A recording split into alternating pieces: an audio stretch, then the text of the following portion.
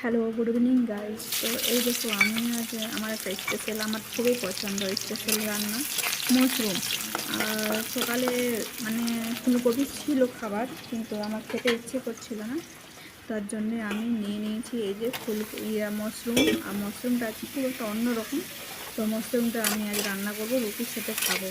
তো এই দেখো, আমার কাটাকাটি হয়ে গেছে, পেঁয়াজ ভাজা হয়ে গেছে, মাশরুমটা হয়ে গেছে। তো মাশরুমটা থেকে অনেক জল বের হচ্ছে, তো তাতে আমি হলুদ মশলা দিয়ে দেবো আর সামান্য মশলা দেবো, যেহেতু মশলা খাওয়া বারণ আছে আমার। তো সব কিছু দেওয়ার পরে একটু টমাটো দেবো, টমাটো দেওয়ার পরে ওই জল দিয়ে, আমি নতুন কোনো জল দেবো না।